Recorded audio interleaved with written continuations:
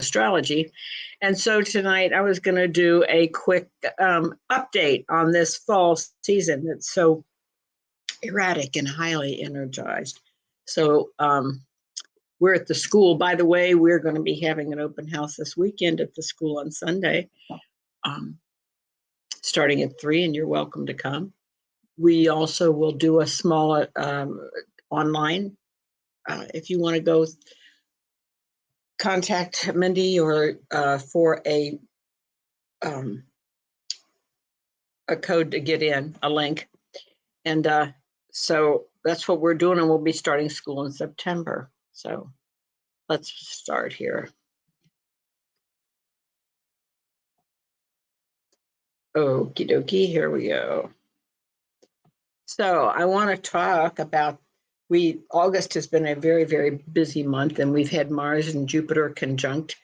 Mars, the planet of high energy, Jupiter expansion. It's been a high, abundant, exaggerated energy.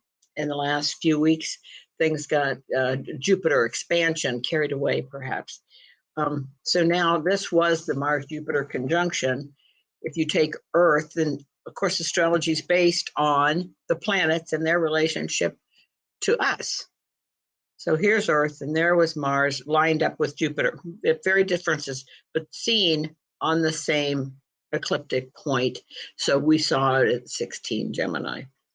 But Mars being the hot planet, the planet of action and activity, and Jupiter, the planet of expansion, and Jupiter tends to make things go to extreme sometimes. Let me blow this up. Okay. So we had a full moon. What's today? Today is Tuesday. Yesterday, Monday, August 19th, we had it, and it was a 27 Aquarius Leo. There's the full moon. It was a 27 Leo Aquarius in what we call fire and air signs. And the reason this has been so highly talked about is because it exactly squares the planet Uranus. And Uranus is chaos and excitement and change and electricity. So I've been in a very volatile time the last couple of weeks. And it's not easy. It makes everybody restless. They want new, they want different. And if you'll notice, the driving may be a little chaotic and crazy, so pay extra attention this week. It is an August full moon. It happens to be a blue moon, and it was also a supermoon. A supermoon means that the moon is closer to the Earth in its orbit than it is at any other time. And when it happens at the full moon, when it comes over the horizon, it's very big at sunset. Full moons always rise at sunset because the sun is setting and the moon is rising, and it's a full moon. That's why. A blue moon, just so you know, there are two different definitions of a blue moon. The most common one that we are used to is the monthly blue moon, meaning if you have two full moons in the same month, it's based on the calendar. And now we're using the Gregorian calendar, and so it's called a monthly blue moon based on two full moons in the same month. So a technical measurement. Now the other one is the seasonal blue moon, and that's considered to be an older take on blue moons. This is the third full moon in a season. Seasons begin with 0 Aries in March, 0 Cancer in June, the summer solstice, the fall equinox, September 21. Libra and Capricorn, 0 Capricorn 21 December.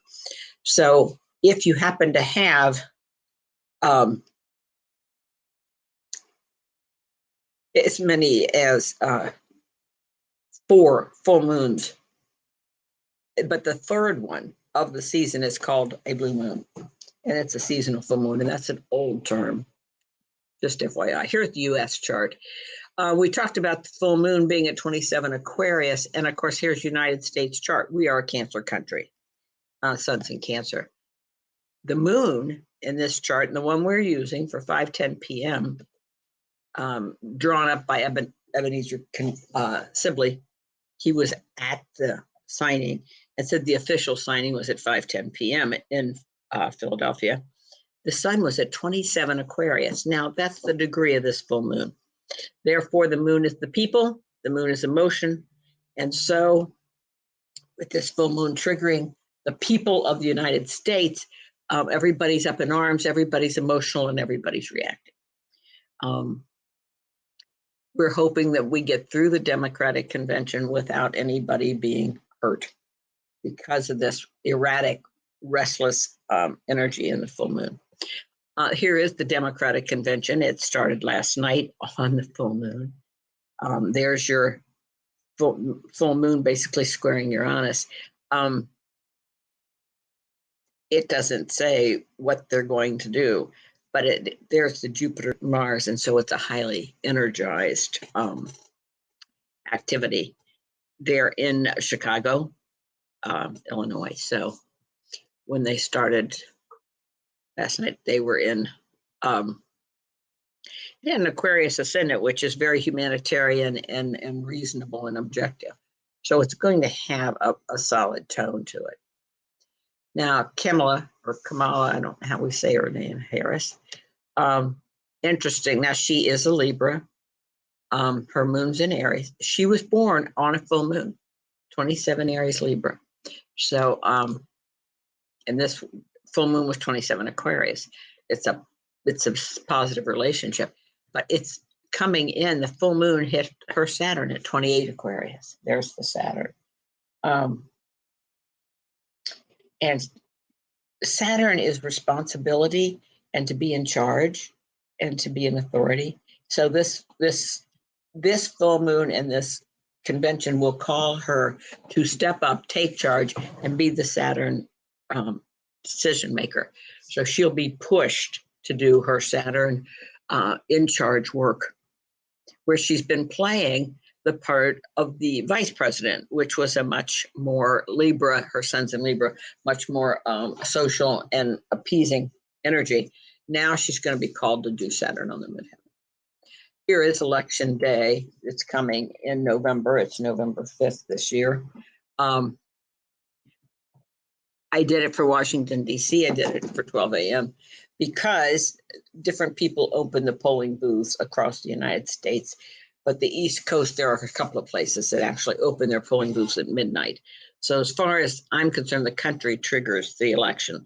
So again, it doesn't say who's going to win the election. It just says where's the energy. It has a Leo ascendant. It always does, because it's always midnight that time of year. This year, Uranus is in the 10th. So we already know we're going to have a new change in leadership. The 10th house is the president. Uranus is sitting there, but both of the people running are not in office. So they will be Uranian. They'll be new or different. So there's already that change. There's no planet in the first house of dominance. So let's talk a little bit very quickly about between now and then, the planet Saturn, which is decisions and has been, is in retrograde. It's slowed down, it's going back to 12 degrees, and then it'll come back up. It'll stay in Pisces this year. Next year, it will cross into Aries. And then in February of 2026, Saturn and Neptune will come together in the beginning. That's when we'll start to see some real shifting and changing. So about a year after the election is when we're going to really start to see a change in direction. So Mercury right now, for those of you that Mercury is retrograde currently, convention, here it is. Here's Mercury, it's in retrograde in Leo. By the 25th, today is the 20th, by the 25th of August, Mercury will be going direct. So it has slowed down, it's preparing to station, and a lot of your Mercury crazy retrograde chaos is slowing down. So we should be able to, quote, get back to business a little bit. So Mars is still in Gemini. It's pulling away from Jupiter now. So that's calming things down. I expect between now and September for the pattern and the energy to calm some. Now we have an eclipse September 18th, and that's in Pisces. That's the first Pisces and lunar eclipse we've had in 18 years to lead. The October 2nd is the solar eclipse, and it's in Libra. And it will be at 10 degrees. So any of you that were born around the 10th of October or something like that, the 5th, I guess, is when the sun's actually at 10 Libra. You will have a solar eclipse on your sun, which is a new high energy. So this is what's going on. Luckily, Saturn's gone retrograde. Uranus has not yet gone retrograde. The fact that it's going to station during this fall may bring a higher storm season, because when a planet is direct, it's moving forward, doing what it's doing. When it's retrograde, it slows it down. But when you go into the stationing period between going forward and backward, it's more intense. So stationing periods are more intense, and Uranus will be in station. So I expect a higher storm season this fall than we normally have. Good old Pluto, our most outer planet that's been demoted to microplanet, is at 0 Aquarius, but he doesn't have a micro hit to him. So he will go back to 29 Capricorn and then come forward again in January to get out of, he'll go direct in November, and I think the beginning of January cross into Aquarius. So that's what we've got coming up in the next few months. So your call to action, I want everybody to not let this full moon in Uranus make you make sudden decisions, jump, be impatient, impulsive. Okay, Uranus has the way of doing that. It's an electrical bolt of energy. Some of you may be wanting to change your house, paint, move furniture around. That's a good, positive way to do it. So it's to stay calm is your call to action, believe me. And come Sunday here if you're in town, we're on Stewart Road, as you probably know, 3 to 6. We're going to have a party. We'll have some food. I'm going to do a little talk.